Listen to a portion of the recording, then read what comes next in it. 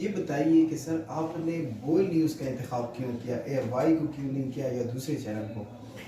वो ये कि जब मैं पब्लिक टीवी छोड़ा मैंने, तो उसके बाद मुझे ऑफर हुई बोल टीवी से, तो इसलिए मैंने बोल टीवी ज्वाइन किया। और बोल टीवी के साथ मेरा एक्सपीरियंस भी अच्छा था, क्योंकि मैं पहले भी जब 92 मैंने छोड़ा था, तो 92 छोड़ने के बाद मैं बोल में आया था। बोल से मैं बोल टीवी गया था, तो फिर पब्लिक से मैं बोल आया। तो बोल एक ज़ाहिर है एक अच्छा टाइम गुजरा था और एक अच्छी अपॉर्चुनिटी थी। फिर मैं आया तो वो अल्लाह ने करम किया कि एक ऐसे वक्त में जब सारे चैनल कंप्रोमाइज थे, तो बोल ने स्टैंड लिया और बहुत अच्छा फैसला साबित हुआ। सर आपका क्या ख्याल है कि आजकल एयर वाई तेज जा रहा है या बोल? देखिए, बात यह है, ये व्यूअर ने फैसला करना है कि कौन सा वो चैनल देखना चाहते हैं। मैं किसी चैनल का नहीं कहूँगा कौन सा चैनल क्या कर रहा है। मैं तो अपने चैनल का बता सकता हूँ कि हमने जो पिछले 10 माह जो स्टैंड लिया है वो सबके सामने है। ठीक। और उसका जो कंसिक्वेंसेस हैं और उसके जो नतज हैं वो भी हमने भुगत रहे हैं। शुएब साहब के केसेस खुल गए, चीज़ें वो सारी चल रही हैं आपके सामने।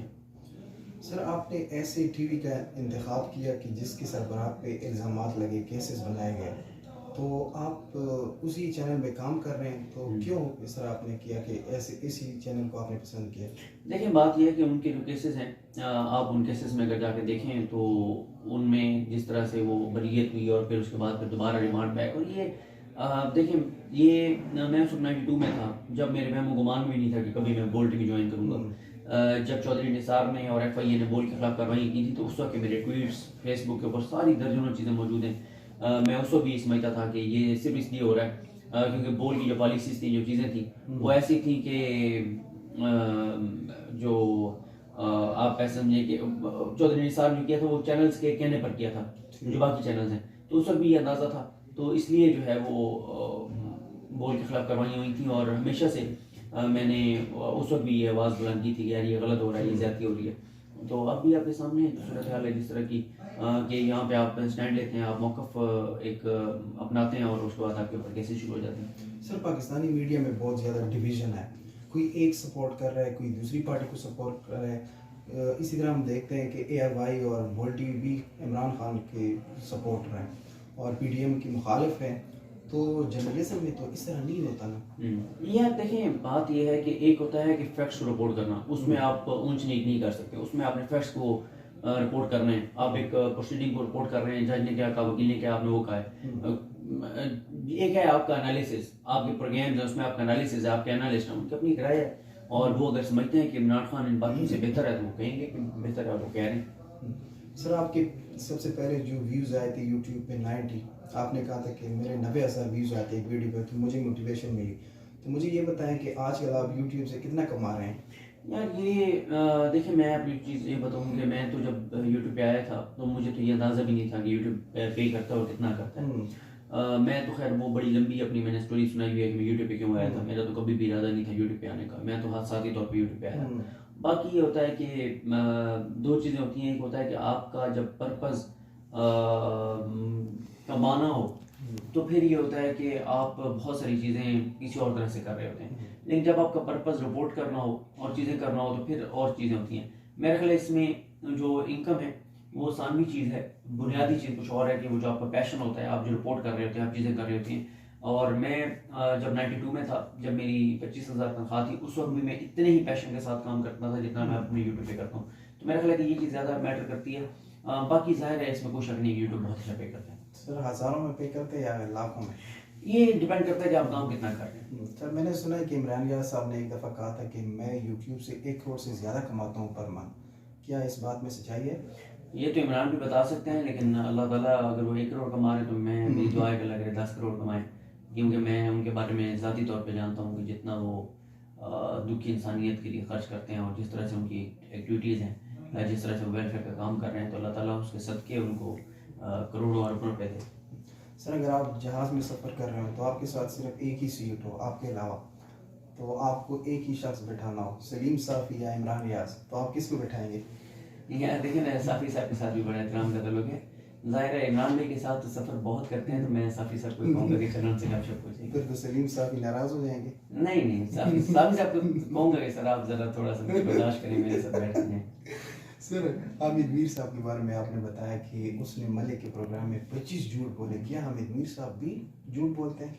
देखिए मैंने उसमें उन एक प्रोग्राम में से चीज़ें निकाल के बयान कर दी थी। अगर कोई इख्तलाफ करना चाहता है मुझसे बिल्कुल कर सकता है। मैंने कभी उनके ऊपर कोई इल्ज़ाम नहीं लगाया। मैं तो उनके पुराने बयानात और नए बयानात को हमेशा सामने रखा है कि पहले वो ये कह रहे थे, अब ये कह रहे थे, या उन्होंने ये कहा और गलत साबित हुआ, मैं तो यही करता हूँ। ताल्लुकात अभी ठीक है उनके साथ नहीं, जब उनके कोई साथ क्लैशेस हैं? नहीं, कोई क्लैश नहीं है, कोई एक ज़ाती एहतराम का एक ताल्लुक है। लेकिन ज़ाहिर है एक उनका जो एक पॉइंट ऑफ व्यू है, जो उनका एनालिसिस है, उससे आप इख्तलाफ कर सकते हैं। अगर उनकी खबर झूठी साबित हुई तो आप कह सकते हैं। जैसे मिसाल के तौर पे अभी जिस दिन एतमाद का वोट लेना था चौधरी परवेज लाई ने, तो 135 मिनट पहले उन्होंने कहा कि जी नहीं ले सकेंगे, और उन्होंने कहा कि वो जो हाफिज अम्मार यासिर है उसको परवेज लाई ने खुद कहा है कि तुम ना आना ताकि हमारी नंबर पूरे ना हो जी। तो वो झूठ साबित हुआ। सहाफ़ी मंसूर अली खान साहब के बारे में आपने बताया कि वो तो सहाफ़ी नहीं है, वो तो पेज से खबरें पढ़ रहे थे। तो सहाफ़ी तो हर कोई वो बंदा होता है जो कैमरामैन होता है या न्यूज़ कास्टर है या जो भी है चैनल में काम करता हो तो वो सहाफ़ी होता है, लेकिन आपने कहा कि मंसूर अली खान सहाफ़ी नहीं है। वैसे मुझे नहीं याद कि मैंने कभी ये बात कही है। आपकी वीडियोज़ में मैंने देखा था। नहीं, मुझे जितना मैं अपनी चीज़ें याद रखता हूँ, मैं कभी उनको ये नहीं कह सकता कि वो सहाफ़ी नहीं है। मैं उनको मानता हूँ सहाफ़ी हैं वो। और हाँ, लोग उन पर तनकीद करते हैं कि वो खबरें प्रॉम्प्टर देके पढ़ते थे, मैं इससे इत्तेफाक नहीं करता। मैं उनको बिल्कुल एक सहाफ़ी मानता हूँ। और पॉइंट ऑफ व्यू का मैंने आपको कहा ना कि हो सकता है वो आपका। इमरान खान की क्यों इतने मुखालिफ हैं? देखें, अब हमें भी लोग कहते हैं कि नवाज शरीफ के मुखालिफ है, तारीख कितनी रहे तो, लेकिन मैं उनको साफ़ी बिल्कुल मानता हूँ। और मैं ये समझता हूँ कि मंसूर अली खान साहब जो हैं वो दर्जनों लोगों से बेहतर काम कर रहे हैं। इरशाद भट्टी साहब के बारे में भी आपने कहा था कि one of the biggest 3 lawyers, कि वो मतलब 3 बंदों में से एक बड़ा झूठा है। अच्छा, ये मुझे नहीं अंदाज़ा कि आपने ये कहाँ से, या तो ये है कि मेरे ना फेक ट्विटर अकाउंट्स हैं, क्योंकि भट्टी साहब के साथ मेरा इतना एहतराम का ताल्लुक है कि मैं कभी तसव्वुर भी नहीं कर सकता उनके बारे में ये बात कहने की। नहीं सर, जब भी मैं इंटरव्यू करता हूँ किसी के पास जाता हूँ तो पहले रिसर्च करता हूँ, मैं उस बंदे की वीडियोस देखता हूँ, रिव्यूज देखता हूँ। लेकिन आप कभी भी मेरी वीडियो ये आप नहीं दिखा सकते। मतलब ये कि ये झूठी खबर है। ये बिल्कुल गलत है। मैं भट्टी साहब के साथ मेरा बहुत एहतराम का ताल्लुक है। बहुत सारी चीज़ें मेरी उनके साथ पर्सनल हैं जो किसी को भी नहीं पता। ठीक है। वो मेरे बड़े मोहसिन हैं और मैं बड़ा उनका एहतराम करता हूँ। होता है अक्सर ये है कि यार मुझे एक दिन एक बंदा मिला, करता है यार तुमने फलां जो ट्वीट किया होता है क्या ज़बरदस्त ट्वीट था, बड़ी उन्होंने तारीफ की। मैंने कहा था कौन सा वो जो ट्वीट बताया, वो मेरे फेक अकाउंट फिर ये आपके नाम पे फेक अकाउंट्स भी हैं? बहुत सारे हैं ना वो। अब इसलिए मैं अब कोशिश कर रहा हूँ कि इसको वेरीफाई तो उनको करूँ। क्या फ़ायदा जो इस तरह फेक अकाउंट्स बनाते हैं? बस वो लोग होता है, कई लोग फिर वो समझते हैं कि ये ओरिजिनल है, वो फॉलो कर लेते हैं तो उनको फॉलोअर्स मिल जाते हैं, तो फिर वो नाम चेंज कर लेते हैं। लेकिन ये बड़ी ज्यादती होती है, क्योंकि कई बार ऐसे हुआ है कि आपके नाम से ऐसे फेक अकाउंट से ऐसे ट्वीट्स हो रहे हैं जो बिल्कुल आप कभी तसव्वुर भी नहीं करते आप ये ट्वीट कर सकते हैं। फवाद चौधरी के साथ आपने काम किया।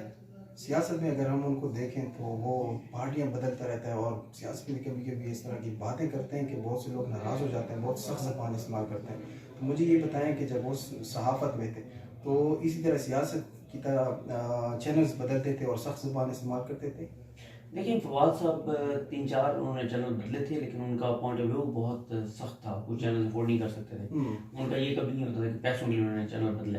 बाकी मेरे वो मोहसिन हैं, मुझे मीडिया में लाने वाले वो हैं और फिर पढ़ाने वाले और सिखाने वाले क्लास साहब और आमिर साहब हैं। मौका मुझे फवाद साहब ने दिया। मेरा ज़ाती तौर पर उनके साथ बड़ा एक अच्छा और एहतराम का ताल्लुक है। और साथ ही जो फवाद साहब हैं वो जो आपने पार्टियां बदलने का कहा, यहाँ पे देखें इतने लोगों ने इतनी पार्टियां बदली हुई हैं किस किस तरह से, ये तो अब रूटीन मैटर बन गया। साबिक चीफ जस्टिस साहब के निसार साहब के साथ भी आपके बहुत अच्छे ताल्लुकात हैं और आपने काम भी किया सुप्रीम कोर्ट में बहुत ज़्यादा। तो उन्होंने बहुत ज़्यादा फंड इकट्ठा किया डैम्स के लिए, तो ना डैम्स बने और ना वो फंड का पता चला, वो फंड कहाँ चला गया? आपने कभी उनसे नहीं पूछा कि यार फंड्स तो ना ले जाओ ना, डैम नहीं बनाए? मैंने इसलिए उनसे नहीं पूछा क्योंकि मेरा जो है ना वो दिमाग काम करता है और मुझे पता है कि वो फंड कहाँ पे है। वो फंड उनकी जेब में नहीं गया था, उनके ज़ाती कोर्ट में नहीं गया था, वो सुप्रीम कोर्ट के कोर्ट में आया था और एक एक रुपया जो है वो महफूज है। तो डैम क्यों नहीं बने? अच्छा, डैम जो नहीं बना, डैम के ऊपर कोई 300-400 अरब लगना है और वो 16, 17 या 20 अरब रुपए थे। वो डैम के फंड इकट्ठा करने का जो मकसद था वो ये नहीं था कि उस फंड से डैम बन जाएगा। एक होता ही है कि जब आप किसी कॉज के लिए फंड देते हैं, पैसे देते हुए आपको रियलाइजेशन होती है कि आप एक चीज़ के लिए पैसे दे रहे हैं तो आपने उसकी कदर करनी है। उसका एक मकसद ये भी था कि लोग जब पैसे देते लोगों को पता हो गया हम किस लिए दे रहे हैं, हम डैम के लिए दे रहे हैं। डैम क्यों के लिए क्यों दे रहे हैं? क्योंकि पानी की कमी है। तो जब वो पैसे देंगे तो उन्हें एहसास और इदराक रहेगा ताकि आइंदा वो पानी को ज़ाया ना करें। उसका एक मकसद ये भी होता है और एक और ये होता है एक लोगों को एक अवेयरनेस क्रिएट करनी होती है। और एक ये है कि 20 अरब भी अगर इकट्ठा हुआ है, 16 से 20 अरब, तो ये कहना आसान